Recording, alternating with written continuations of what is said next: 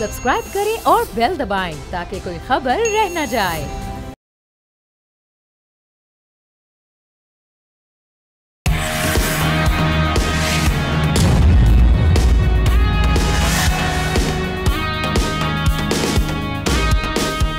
अस्सलामुअलैकुम, आप देख रहे हैं न्यूज़ पंच। मैं हूं आमना खटाना। आगाज़ में कुछ इकोनॉमी के हवाले से कुछ मामलात आपके सामने रखते हैं। बजट के दिन चल रहे हैं नाजरीन, और IMF के मुतालबात से पाकिस्तान की मईशत इम्तिहान से गुजर रही है। IMF ने बजट मुज़ाकरात में नकद मईशत की हौसला शिकनी का 2 टोक मुतालबा किया है। कैश पर पेट्रोल 2 रुपये महंगा और डेबिट कार्ड पर सस्ता देने की तजवीज़ दी गई है। नॉन फाइलर्स के लिए गाड़ी, प्रॉपर्टी और बैरून मुल्क सफ़र पर बंदिश की सिफारिश भी की गई है। इसके अलावा हुकूमत की तरफ से कार्बन लेवी के नाम पर पेट्रोल पर मज़ीद 5 रुपये फ़ी लीटर तक महंगा करने का फैसला सामने आ रहा है। जबकि स्टैट्स के मुताबिक मई में महंगाई में 0.17% कमी हुई और 11 माह में मजमूई शरह 4.61% रही। लेकिन दूसरी जानिब अवाम की जेब पर महंगाई का असर बदस्तूर बाकी है। IMF के मुतालबात और हुकूमत के इक़दाम क्या मईशत को दस्तावेजी बनाने में मदद देंगे या अवाम को मज़ीद आएंगे? इसी पर बात करते हैं, डिस्कशन का हम आगाज़ करते हैं। सीनियर एनालिस्ट एहतशामुल हक साहब हमारे साथ हैं, उनके साथ साथ इकोनॉमी एक्सपर्ट नईम कुरैशी साहब ने भी हमें ज्वाइन किया है। दोनों को हम वेलकम कहेंगे प्रोग्राम में। मैं एहतशाम साहब आपसे मैं आगाज़ करूँगी। ये जो अभी किस हद तक प्रमोट कर रही है गवर्नमेंट, क्योंकि IMF का भी मुतालबा है कि आप कैश पेमेंट्स को बंद करके जो आपके क्रेडिट कार्ड्स हैं, डेबिट कार्ड्स हैं, यानी डिजिटल पेमेंट्स की जानिब जाएँ। तो चैलेंजेस क्या होंगे इसकी राह में? देखिए हमने जबकि IMF के साथ मुज़ाकरात मुकम्मल हो गए और कुछ हवालों से ख़बरें हैं कि उन्होंने कुछ रिलीफ देने का भी फ़ैसला किया है सैलरी क्लास के लिए, और डिफेंस बजट के हवाले से है कि जी वो बढ़ाने की बात एक्सेप्ट कर ली है। ये ज़राए से ख़बरें अखबारात में चल रही हैं। लेकिन अहम बात यह है कि जिस पे कर्से से अब हर हुकूमत ये चाहती रही है, ख्वाहिश करती रही है कि दस्तावेज़ी शक्ल दी जाए, डॉक्यूमेंटेशन इकॉनमी की हो जाए, डिजिटाइज़ किया जाए, डिजिटलाइज़ किया जाए इकॉनमी को, ताकि लूप होल प्लग कैसे किए जाएँ, किक बैक को कैसे ख़त्म किया जाए, करप्ट प्रैक्टिसेस को कैसे ख़त्म किया जाए। और ये हमेशा से तो पाकिस्तान की ख्वाहिश है कि रीजन के ममालिक के जो है मुकाबले में ही कम से कम हमारा टैक्स टू GDP रेशो 13% तक हो जाए। 11 साढ़े 11% तक हुआ, फिर नीचे चला गया। 2 साल पहले तो आपने देखा सिंगल डिजिट में आ गया था। अब ये कहा जा रहा है कि 13% इनिशियली सेट किया जा रहा है टारगेट अगले 2 साल का, और फिर कहा जा रहा है कि अगले 3-4 सालों में इसको 17% लेके जाना है। आइडियली तो हम ये बहुत ज़बरदस्त है कि इस तरह कर लिया जाए, लेकिन सवाल वही है कि अभी तक हमने देखा कोई हुकूमत कामयाब क्यों नहीं हो सकी। ये कैशलेस इकॉनमी अभी आप देख रहे हैं 70% अब देख रहे हैं, शायद इससे भी ज़्यादा हमारी जो है ना वो इनफॉर्मल ब्लैक इकॉनमी है, और लोग इसमें इस नेट में आना ही नहीं चाहते। अब ठीक है, थोड़ा सा कदगन लगाया जाएगा, उन पर थोड़ा बहुत फ़र्क पड़ेगा। इस हवाले से हम जो ख़बरें हैं वो यही है कि इसमें लोगों से पैसा वसूल करना या लोगों को डॉक्यूमेंटेशन की तरफ लेके जाना, और उन्हें पेट्रोल की जो आप देख रहे हैं 2 रुपये की सहूलत देना कार्ड पे और ना होने पे ज़्यादा करना, वो कहा जाता है कि इसके मसाइल महकमे के अंदर हैं, यानी FBR के अंदर है। FBR जो इम्प्लीमेंट करता है चीज़ों को, कहा जाता है वहीं से लूप होल निकलते हैं, वहीं से रास्ते बताए जाते हैं कि टैक्स आपने कैसे बचाना है, क्या करना है। अभी देख लें ये हुकूमत एक अरसे से लगी है। GST को आप देख लें, जिस तरह कहा जाता है कि जी ये हुकूमत लेती है और ये दुकानदार जो है ना वो सिर्फ लेके हुकूमत को देना होता है GST। वो आप दुकानों पे जाते हैं, रेस्टोरेंट में जाते हैं, लेकिन वो कहा जाता है कि आधा टैक्स भी हुकूमत को नहीं मिलता। वो कहा जाता है जी पॉइंट ऑफ सेल पे जाएँ आप लिख के भेजें FBR को कि आपको रसीद दी है कि नहीं, पक्की रसीद, लेकिन ये हो नहीं पा रहा। अब सवाल ये कि सारी दुनिया में आप देख लें, हमारा छोटे छोटे मुल्क जो है ना वहाँ पे भी आप चले जाएं, वो डिस्करेज करते हैं। कैश दें तो उनका मुंह बिगड़ जाता है, ख़ास तौर पे अमेरिका लंदन में कोई एक्सेप्ट नहीं करते। वो कहते हैं जी आप कार्ड के जरिए पेमेंट करें। तो मेरा ख्याल है ये अगर वंस इट इज़ डन तो मेरा ख्याल है बहुत बड़ी बात होगी।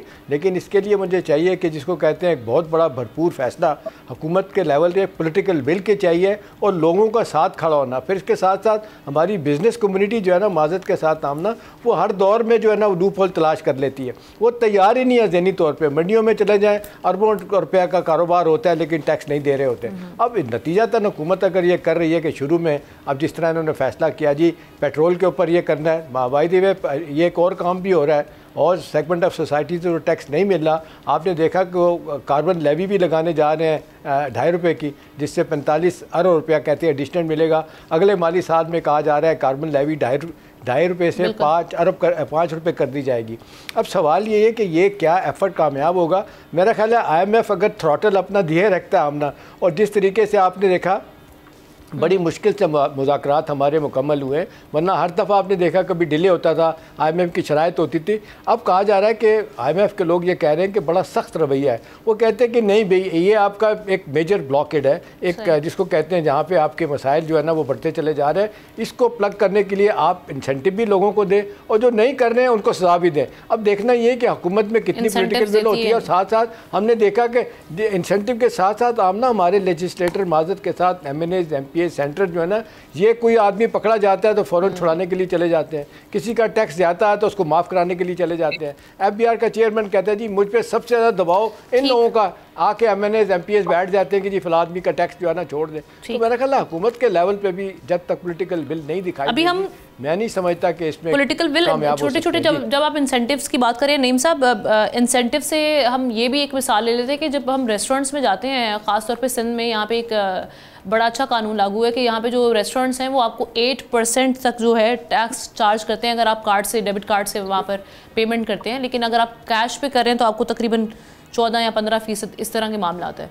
तो जब आप प्रमोट करने के लिए इस तरह के मामला रखेंगे तो डेफिनेटली आवाम जो है वो इस जानिब जाएगी। लेकिन दूसरी तरफ हुकूमत का रवैया ये भी है कि जब फॉरेन ट्रांजेक्शन जब आवाम करती है तो उस पर हम 13 से 15% हमें टैक्स पर पे करना पड़ता है कार्ड पर। तो फिर किस तरह से हम इनकरेज कर पाएंगे, प्रमोट कर पाएंगे? हम तो खुद कन्फ्यूजन का शिकार हैं। बहुत शुक्रिया आमना। देखिए, ये बात आपने बिल्कुल दुरुस्त एग्जाम्पल दिया है सिंध गवर्नमेंट का कि यहाँ कैश पर जो है वो ज़्यादा टैक्स है और अगर आप कार्ड के थ्रू देंगे तो 8% लगता है। लेकिन असल चीज़ देखने की ये है कि जिस तरह एहतशाम साहब ने फरमाया, बड़ा दुरुस्त फरमाया कि डिजिटलाइजेशन होनी चाहिए, लेकिन मामला ये है कि मुझे ऐसा महसूस होता है कि पिछले 3 साल के फैक्ट्स बिल्कुल मुझे बहुत अच्छी तरह याद हैं। हम उन्हीं चीज़ों के गिर्द घूम रहे हैं। ये बिल्कुल मुझे बाज़ औक़ात रेप्लिका लगता है या रिपीटेशन लगता है। इसमें सबसे बड़ा मामला ये है कि हम FBR में वो इस्लाहात नहीं कर सके, FBR में वो चीज़ पैदा नहीं कर सके, वो काबिलियत पैदा नहीं कर सकते कि FBR जो है टैक्स नेट को ब्रॉडर करे।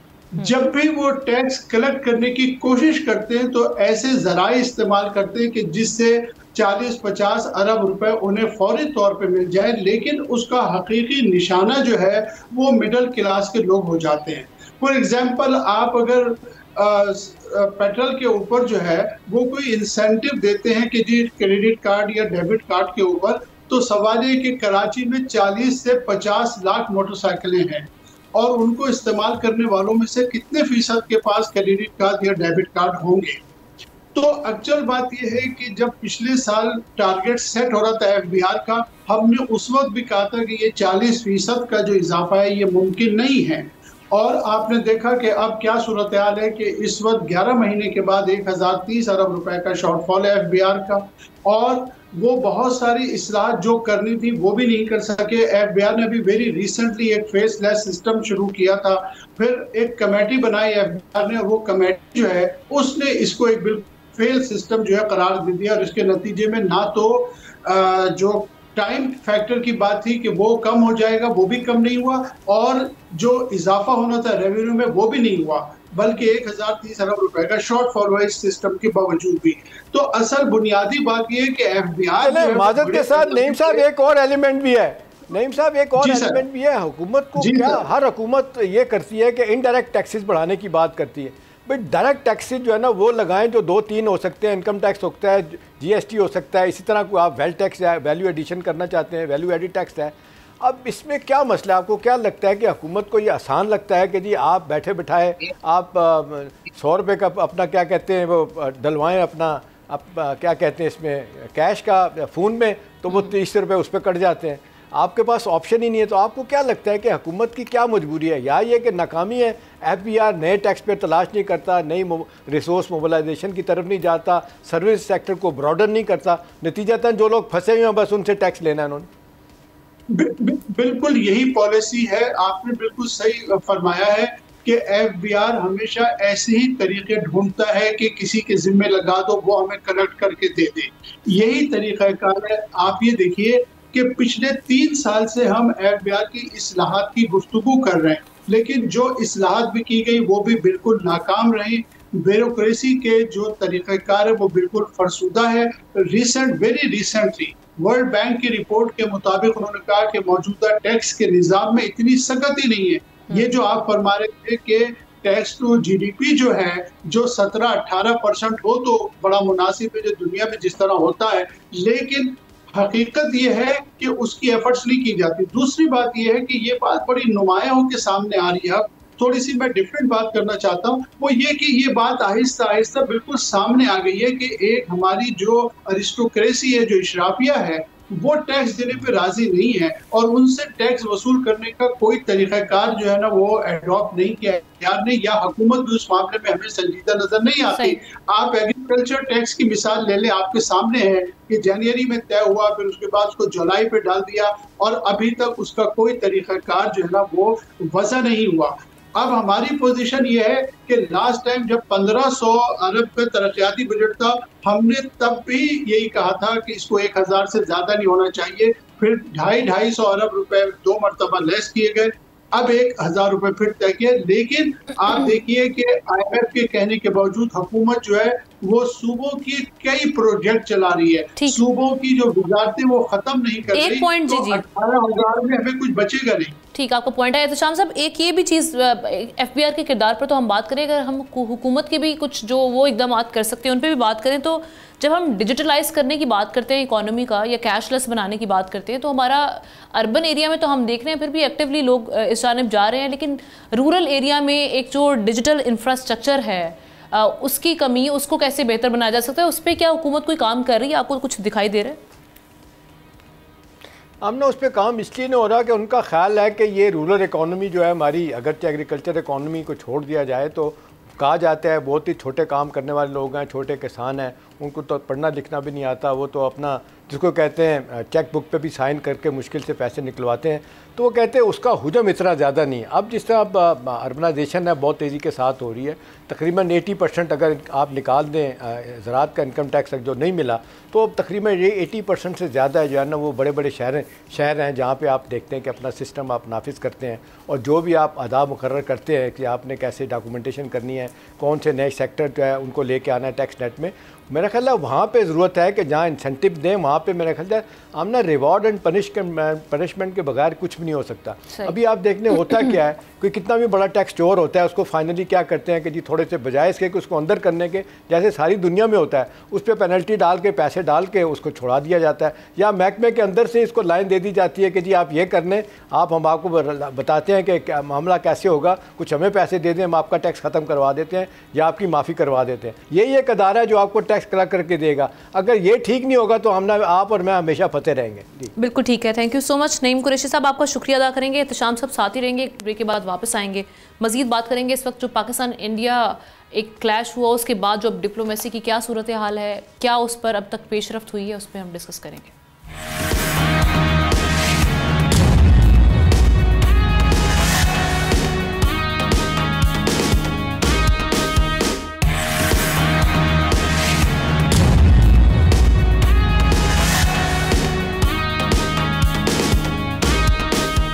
वेलकम बैक नाजरीन। पाकिस्तान से इबरतनाक शिकस्त के बाद भारत ने अपनी प्रॉक्सिस को मुतहरिक कर दिया है, लेकिन पाक आर्मी यहाँ भी उसे मुंह तोड़ जवाब दे रही है।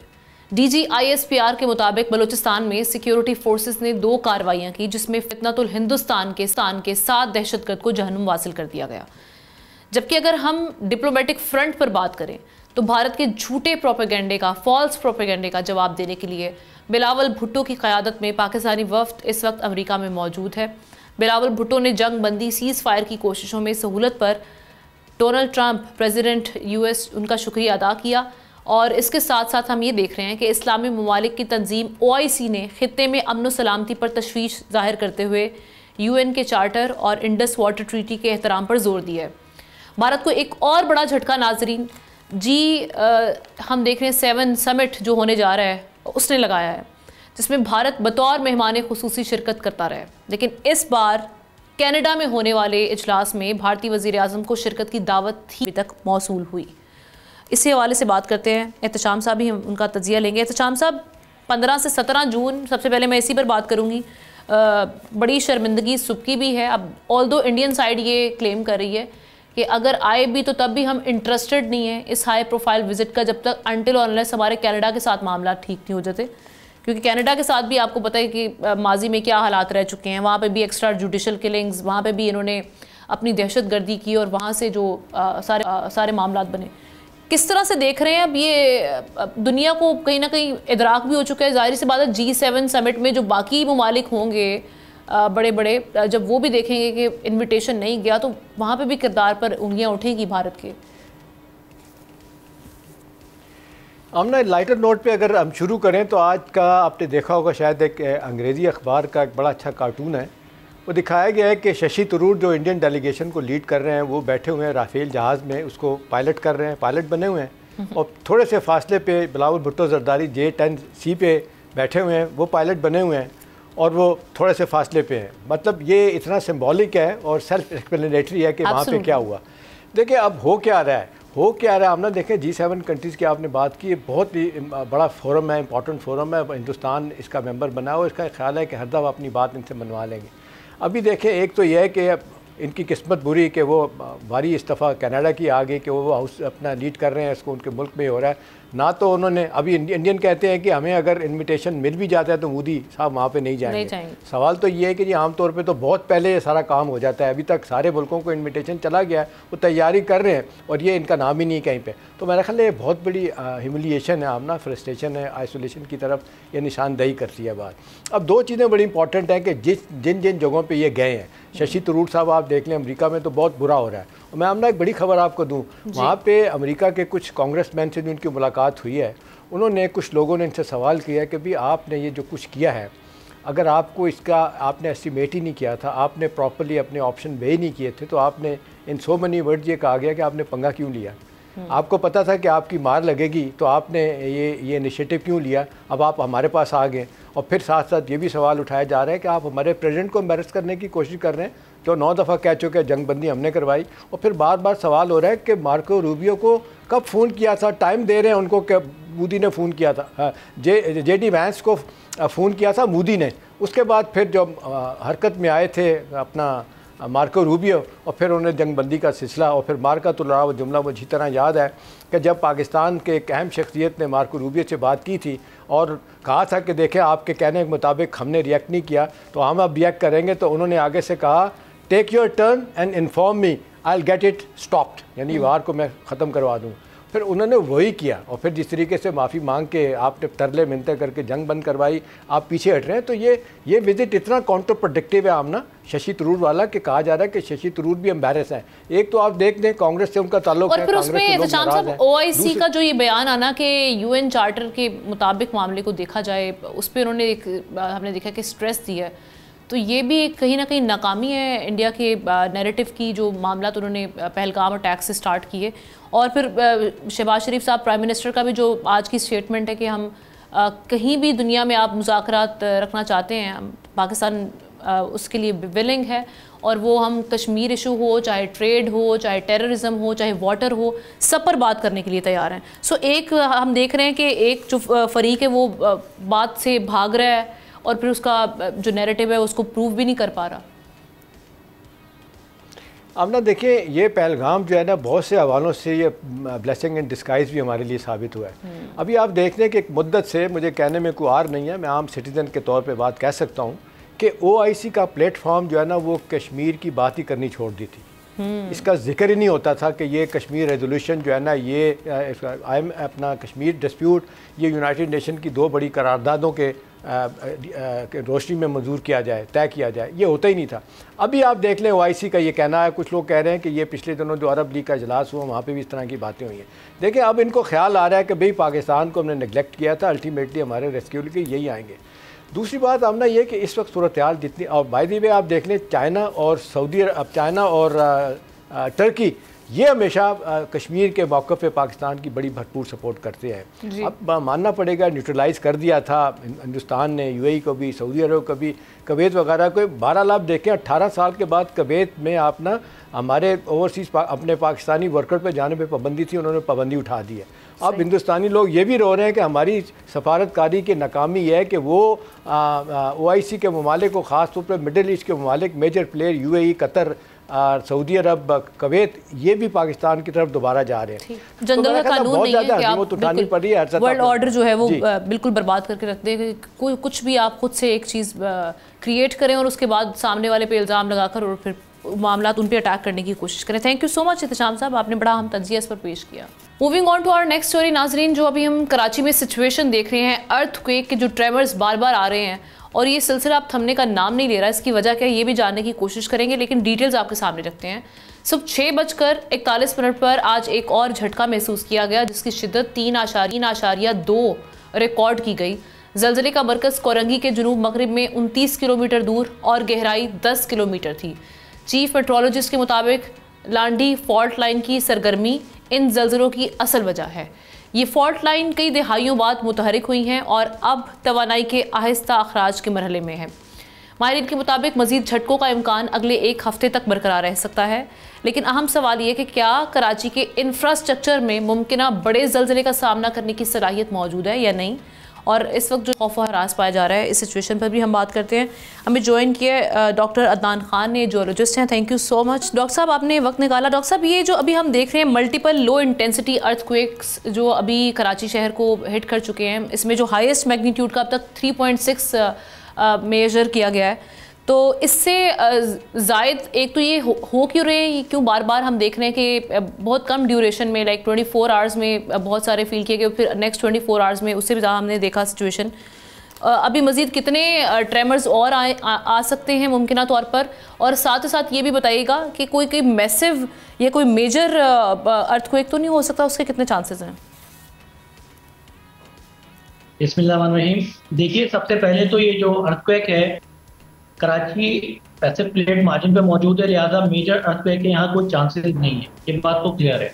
ठीक है। जहाँ तक बात है कि ये जो हमारे लो मैग्नीट्यूड के या मॉडरेट या माइल्ड किस्म के जो अर्थक्वेक्स आ रहे हैं, इनके पीछे जो ड्राइविंग मैकेनिज्म है वो जो मुझे नजर आ रहा है वो बेसिकली ये जो अंडरग्राउंड वाटर की ओवर एक्सप्लॉयटेशन हुई है पिछले गुज़िश्ता 10 सालों के अंदर, ये उसका शाखखाना नजर आ रहा है। क्योंकि जिस तरीके से इतना फ्रीक्वेंट और लो मैग्नीट्यूड का अर्थक्वेक आ रहा है, उसकी जो फ्रीक्वेंसी है वो आज तक जो है वो अनप्रेसिडेंटेड है, ऐसा कभी रिपोर्ट नहीं हुआ है। सही, तो अब इसका मतलब है शहरियों को ज़्यादा परेशान होने की ज़रूरत नहीं, क्योंकि हम देख रहे हैं सोशल मीडिया पर ऐसी भी अफवाहें कि शायद कुछ बड़ा होने जा रहा है जिसकी वजह से हमें ये जो जोल्ट्स हम महसूस कर रहे हैं, तो ये क्लियर है ऐसी कोई सिचुएशन नहीं? देखिए, बड़ा तो हो चुका है। ये इतनी जो इंटरमिटेंट आपके अर्थक्वेक्स आ रहे हैं, इसके लिए सबसे पहले तो जरूरत इस बात की है कि वहाँ के इलाके का सर्वे किया जाए, जो फिजिकल सर्वे करवाए जाएं और देखा जाए कि सब सरफेस ग्राउंड की सिचुएशन है क्या एग्जैक्टली, वहाँ पे जो पानी का वाटर टेबल है वो किस लेवल पे है, और जो सब सरफेस पैटर्न्स हैं रॉक्स के या सॉइल के वो बेसिकली हैं क्या। क्योंकि ये बुनियादी तौर पे जो है ये ह्यूमन इंड्यूस नजर आ रहा है। नेचुरली इतनी ज्यादा फ्रीक्वेंसी के साथ इतने लो मैग्नीट्यूड के अर्थक्वेक, वो भी ऐसे इलाके में जो कि पैसिव मार्जिन पे हो, पॉसिबल नहीं है। सही, तो ये जो अभी वैसे बेसिकली हो क्या रहा है ज़मीन के नीचे, जो सिस्मिक जो हम एक्सपर्ट्स देख रहे हैं वो ये भी कुछ बात करें कि इंडियन टेक्टोनिक जो प्लेट्स हैं उसमें हर साल मूवमेंट आती है, तो कोई 3 से 4 सेंटीमीटर की, जिसकी वजह से हम ये चेंजेस भी देखते हैं। कुछ ऐसी सिचुएशन बनी हुई है जिसकी वजह से ये मामला हो रहे हैं, या वो जो फॉल्ट लाइन में कह रहे हैं कि एनर्जी अब वो रिलीज़ होगी आहिस्ता आहिस्ता, तो ये जो अब मज़ीद जो जोल्ट्स महसूस किए जाएंगे वो मज़ीद लो होंगे मैग्नीट्यूड के? देखिए, ये जो हमारी प्लेट मूव कर रही है नॉर्थ में 4 से 5 सेंटीमीटर सालाना, बिल्कुल इसका कंप्रेशन बनता है, लेकिन इसका कंप्रेशन का जो सबसे बड़ा पॉकेट है वो हमारा नॉर्दर्न एरिया है, जो कि हमारा नॉर्दर्न प्लेट बाउंड्री है। साउथ में आते आते ये एनर्जी काफी डिसिपेट हो जाती है और रॉक्स के ऊपर उसका जो इम्पैक्ट है वो 2-4% से ज्यादा नहीं रहता। ठीक है, अगर उस 2-4% को अगर हम एक्यूमुलेट करें तो ओवर 100 और ओवर 50 ईयर्स ऑफ टाइम उसमें कुछ आपको मैग्नीट्यूड रिफ्लेक्ट हो सकती है। लेकिन जिस फ्रीक्वेंसी से ये आ रहे हैं, जिस तवातुर के साथ ये 2, 2.5, 3, 3.5 मैग्नीट्यूड के जो ये अर्थक्वेक्स आ रहे हैं, ये सारा का सारा इल्जाम टेक्टोनिक प्लेट पे डाल देना मेरे ख्याल से ये नॉन साइंटिफिक होगा, क्योंकि हम कराची की जो डायनामिक देख रहे हैं उसके मुताबिक, क्योंकि मैं खुद ग्राउंड वाटर के ऊपर पिछले 18 साल से काम कर रहा हूँ और मैं यहाँ देख रहा हूँ कि पिछले 10 साल के अंदर ग्राउंड वाटर का ओवर एक्सप्लॉयटेशन, अनकंट्रोल, इररेगुलेटेड जो हुआ है उसका बिल्कुल ताल्लुक जो है हमारी डिफरेंशियल सेटलमेंट ऑफ अर्थ से है। तो इसके ऊपर भी हमें गौर करना पड़ेगा कि हमने इतना ज्यादा पानी निकाल दिया है, क्योंकि रिचार्ज कराची में है नहीं, आपने पूरा इलाका जो है वो कंक्रीट के जंगल में बना दिया है, पेव्ड एरियाज हैं आपके पास, बारिशों का पानी जो आता है वो सारा का सारा समंदर में ड्रेन हो जाता है, तो रिचार्जिंग मैकेनिज्म आपके पास 50 से 70% तक कम हो चुका है, और फिर आप एक्सप्लॉयटेशन जो है वो एक्सपोनेंशियली कर रहे हैं। इसके नतीजे में एक इम्बैलेंस क्रिएट होता है रिचार्ज डिस्चार्ज। तो अगर इस तरीके का इम्बैलेंस आएगा तो जो ग्राउंड वाटर है वो एक बड़ा वॉल्यूम ऑक्यूपाई करता है रॉक के बीच में, अगर वो पानी आप खींच लेंगे तो वहां पर एयर रह जाएगी, तो जब एयर आएगी तो ऊपर की जो रॉक्स है वो डेफिनेटली नीचे बैठ के सेटल होने के लिए ये नेचुरल फिनोमेना है कि वो डिफरेंशियल सेटलमेंट की तरफ जाएंगी और उसकी वजह से इस तरीके के आफ्टर शॉक्स आ सकते हैं। एक क्विकली इस क्वेश्चन को ज़रा एड्रेस कीजिएगा शॉर्टली, वो ये कि कराची का जो इंफ्रास्ट्रक्चर है जिसके बारे में कहा था बड़ा वीक इंफ्रास्ट्रक्चर है, बड़ी बड़ी पुरानी मखदूश इमारतें भी हैं, उसको देखते हुए चूँकि जब कोई ज़ल्ज़ला आता है तो उसमें टाइम ड्यूरेशन और मैग्नीट्यूड दोनों मैटर करते हैं, कितने मैग्नीट्यूड का और कितने टाइम ड्यूरेशन का ये जो इंफ्रास्ट्रक्चर है ये बर्दाश्त कर सकता है? 2001 में सबसे बड़ा ज़ल्ज़ला आया था जो कि भुज में तकरीबन 6-6.5 तक तो कराची जो है किया। इसका मतलब ये है कि यहाँ पे ग्राउंड के लेवल के ऊपर भले ऊपर जितनी भी बिल्डिंग मटेरियल के अंदर ये लोग नहीं मारे, लेकिन फाउंडेशन ये अच्छी बनाते हैं, जिसकी वजह से 6-6.5 मैग्नीट्यूड का जो ज़ल्ज़ला था उसको भी कराची के बिल्डिंग्स ने जो है उसको सस्टेन किया, उसको बेयर किया है। ठीक, thank you so much doctor Adnan साहब, आपने टाइम निकाला है बात करने के लिए। कराची में इस वक्त ज़ल्ज़लों की सिचुएशन है, शहरियों में खौफ व हरास भी पाया जा रहा है, तो हमने सोचा कि इस पर बात करके जो परेशानी, जो कंसर्न्स हैं वो शहरियों तक पहुंचाया जाए कि उस पर इंफॉर्मेशन, उनका नॉलेज होना बड़ा लाजमी है, क्योंकि हम देखते हैं कि सोशल मीडिया पर अफवाहें फैला दी जाती हैं, कुछ बड़ा होने जा रहा है, कुछ मामला ऐसे हो रहे हैं, तो ये बेसिकली क्या चेंजेस आ रही हैं और किस हद तक मामला जो हैं वो मुतासर हो सकते हैं, इस पर हमने बात की। एक ब्रेक लेते हैं, ब्रेक के बाद वापस आएंगे, दीगर अहम स्टोरीज उन पर हम डिस्कस करेंगे।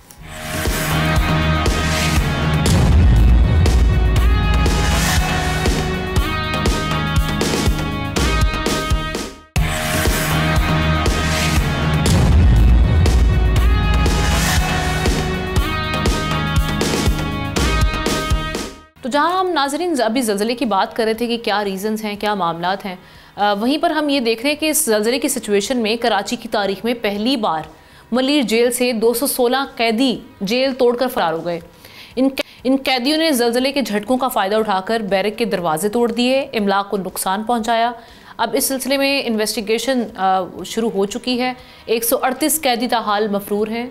अब इस पर ताज़ा तरीन क्या सूरत हाल है, कितने कैदी अब तक हैं, कहाँ तक ये इन्वेस्टिगेशन पहुँची है, इसी पर हम मालूमात लेते हैं। मोहम्मद काशान हमारे रिपोर्टर हमारे साथ मौजूद हैं। Thank you so much Kashan. क्या अब तक बताया जा रहा है कि कितने जो प्रिजनर्स हैं वो रिकैप्चर्ड हो चुके हैं, और वहाँ पर क्या नेग्लिजेंसी, क्या वहाँ पर इंतज़ामी मामलात कम थे, जेल सुपरिटेंडेंट ना होने के बराबर थे, जिसकी वजह से इतने कैदी जो हैं वो हिरासत से बाहर निकल आए? बिल्कुल, देखें, पुलिस की इसमें नाअहली का सामना तो बिल्कुल हुआ है। पुलिस को 6000 कैदियों की निगरानी पर मलिर जेल में सिर्फ 250 की नफरी तैनात थी, जबकि जो रिपोर्ट पुलिस हुकाम की जानिब से तैयार की गई है और वजीर जेल खानाजात अली हसन सरदारी को पेश की गई है, उसमें भी इंकशाफात सामने आए। मलिर जेल में तोड़फोड़ करने के बाद जो कैदी फरार हुए उसकी ज़ायद रिपोर्ट उन्होंने तैयार करी है। मलिर जेल से 130 से ज़ायद कैदी फरार हुए, रिपोर्ट में तस्दीक की गई, जबकि ज़ल्ज़ले की सूरत में हंगामी सूरत हाल के सबब 12 कैदी जख्मी हुए, जिन्हें तिब्बी इमदाद की फराहमी के लिए मुख्तलिफ अस्पतालों में मुंतकिल किया गया। कैदियों ने ज़ल्ज़ले के 12:05 पर हंगामाराई शुरू करी। सिक्योरिटी अमले ने सूरत हाल को कंट्रोल करने की कोशिश करी। बेशतर कैदियों ने जेल के अंदर तोड़फोड़ शुरू कर दी। सर्कल नंबर 4 में दरवाजा और लोहे की ग्रिल कैदियों की जानिब से तोड़ी गई। हजारों कैदियों ने सर्कल नंबर 5 की 2 मुख्तलिफ बैरक्स पर तोड़फोड़ करी। बेशतर ने ई कोर्ट, CPLC और CRO ऑफिस में भी तोड़फोड़ करी। रात को 1 बजने के बाद 200 से फरार होने में कामयाब हो गए, जबकि पुलिस हुकाम की जानिब से और रात के कानून नाफिज करने वाले इदारों की जानिब से कामयाबी उनको हासिल हुई। इनमें इन्होंने 80 से ज़ायद कैदियों को गिरफ्तार किया और एक कैदी ताहिर खान, जो कि फरार होने की कोशिश के दौरान पुलिस हुकाम की फायरिंग से झाबाक हुआ।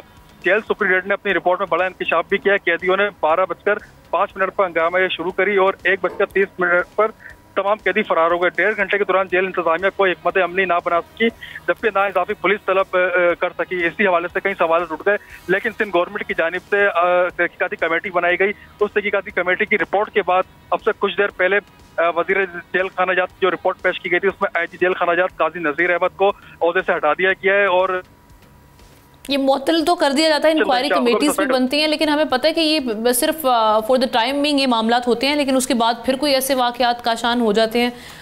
पुलिसिंग का निज़ाम जो है उसमें, उससे हम पाकिस्तान के जो ये निज़ाम है पुलिसिंग का, उससे हम सभी वाकिफ़ हैं कि क्या मामलात हैं। बहरहाल ये वाक़या बेसिकली अभी तक क्या बताया जा रहा है कि कितने कैदी जो हैं उनको जो गिरफ्तार करने के लिए, रिकैप्चर करने के लिए अब क्या मज़ीद कोशिशें की जाएंगी? हाँ जी बिल्कुल, लेकिन तफ्तीशी टीम जो इस पे काम कर रही है, उन्होंने अब से 80 से ज़ायद जो कैदी थे उनको तो गिरफ्तार कर लिया, लेकिन जो शहर कैद के दीगर इलाकों में जिनमें कैदी के इनके घर मौजूद थे, उनके घर वालों को भी वार्निंग दे दी गई है। अगर वो खुद उन्होंने गिरफ्तारी नहीं दी तो उनको 6 साल की मजीद सजा जो है वो भुगतनी पड़ जाएगी। सिंध गवर्नमेंट ने भी फैसला करा है और तफ्तीशी हुकाम ने भी फैसला करा। मतलब तफ्तीशी हुकाम ने इसमें अहम तफसीलात भी हासिल करी है। 6022 कैदी जेल में मौजूद थे, जबकि मलिर जेल में 190 से ज़ायद भारतीय माहिर कैदी भी मौजूद है। जेल में 50 अफगान कैदी भी सजा काट रहे हैं। जेल सिक्योरिटी पर सिर्फ 9 एहलकार रात के वक्त तैनात थे। FC एहलकारों की जानिब से कैदियों को रोकने की कोशिश की गई। FC और जेल पुलिस ने 700 के करीब गोलियां भी चलाई रात में। जो जेलर्स और कैदियों के दरमियान तसादुम हुआ, उसमें एक गोली लगने से कैदी हलाक हुआ, जबकि एक शिफ्ट में सिर्फ 5 एहलकार अंदर गश्त करते हैं। ये भी बड़ा इंकशाफ हुआ है। 1 घंटे के दौरान सिर्फ एक एहलकार जेल के अंदर गश्त करता है। जेल के अंदर सिक्योरिटी की कमी की वजह से इतना बड़ा वाकया जो है अपनी नौयत का बिल्कुल सिक्योरिटी की कमी, सिक्योरिटी लैब्स की वजह से इतना क्योटिक सिचुएशन हुई कि इतना बड़ा वाकया तारीख का हम देख रहे हैं कि 216 कैदी एक साथ फरार हो जाते हैं। ट्रेमर्स तो पूरे कराची में महसूस किए गए, लेकिन जो इस वक्त वहाँ की सिचुएशन बनी वो एक सिचुएशन थी जिसे अब कोप अप करने की सिंध पुलिस कोशिश कर रही है। अब लेट्स सी के क्या मामला बनते हैं। प्रोग्राम के आखिर में नाज़रीन हम एक अफसोसनाक वाक़े की बात करेंगे। इस्लामाबाद में मारूफ टिकटॉकर सना यूसुफ, जिनके सफ़ाकाना कत्ल ने हर दिल को दुखी कर दिया है। सिर्फ 17 साल की थी सना, जिसकी आंखों में बुखों में बहुत से ख्वाब थे, लेकिन कातिल ने घर में घुसकर माँ के सामने बेटी को गोलियों से छलनी कर दिया। 2 गोलियां सीने में लगीं। घर में मौजूद माँ और खाला ने सना को अस्पताल पहुँचाया, मगर वो दम तोड़ गई। अब पुलिस ये दावा कर रही है कि कातिल को अरेस्ट कर लिया गया। ये गिरफ्तारी कैसे अमल में आई है, क्या अरेस्ट कर लिया गया है, मालूम हो सका है कि उसने ये कत्ल क्यों किया, अब तक की जो इब्तदाई तफ्तीश है उसमें। Thank you so much. Mohammad Alija हमारे रिपोर्टर हमारे साथ मौजूद हैं।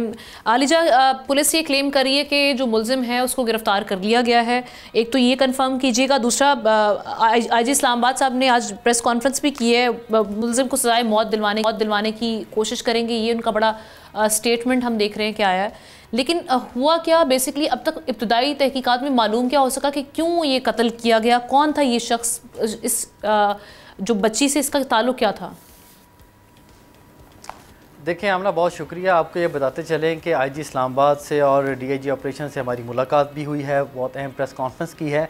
इस केस को केस ऑफ कंसिस्टेंट रिजेक्शन का नाम दिया गया है, और जो मुलजिम है उमर हयात, इसकी जानिब से मुसलसल ट्रेस किया जा रहा था मुख्तलिफ सोशल मीडिया प्लेटफॉर्म्स के ज़रिए जो मकतूला हैं सना यूसुफ उनको, और टिकटॉक के ज़रिए, इंस्टाग्राम के ज़रिए रब्ता करने की कोशिश की जा रही थी, और मुसलसल इनको रिजेक्ट किया गया जो मकतूला सना यूसुफ हैं, और वो दोस्ती का हाथ बढ़ाना चाहते थे, और यकीनी तौर पर किसी किस्म का कोई लीगल इनिशिएटिव नहीं था और कोई भी शादी की ऑफ़र नहीं थी।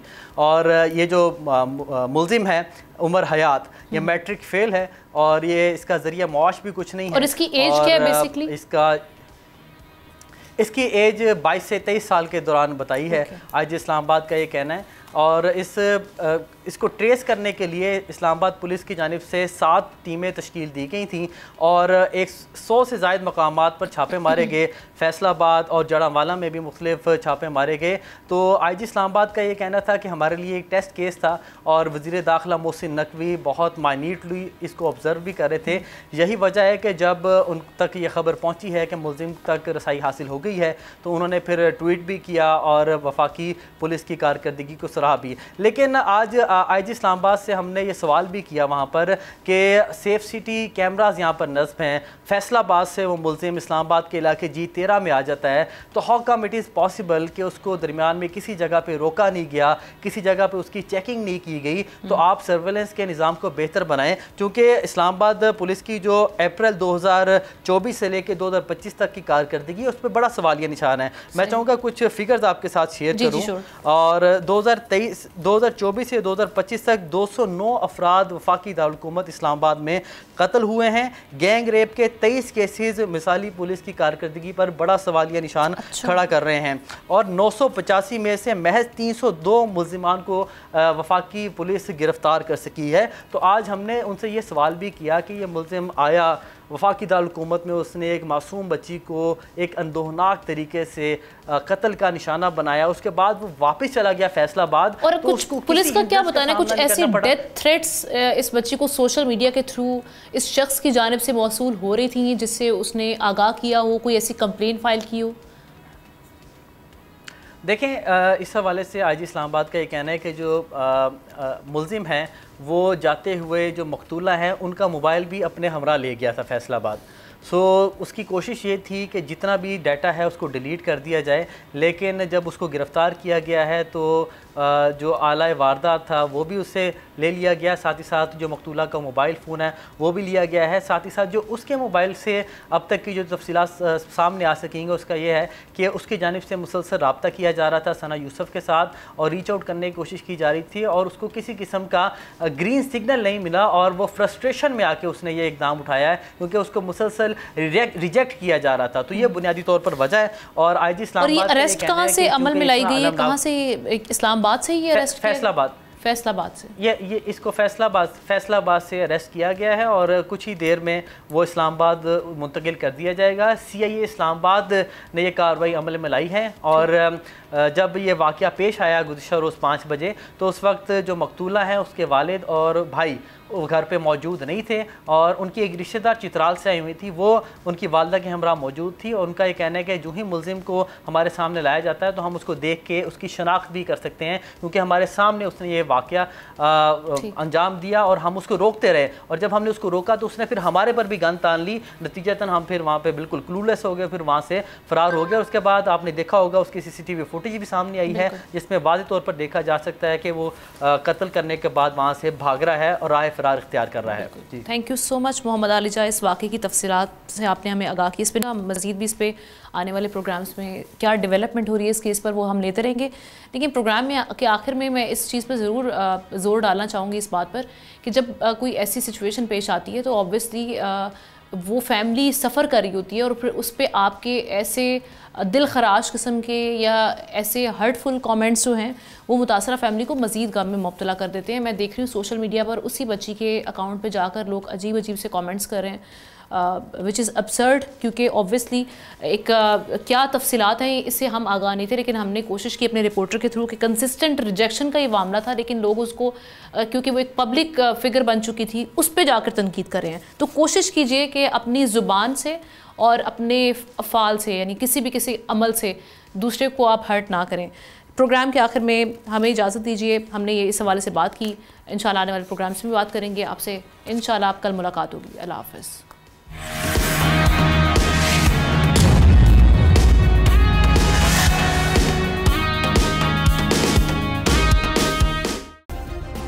सब्सक्राइब करें और बेल दबाएं ताकि कोई खबर रह न जाए।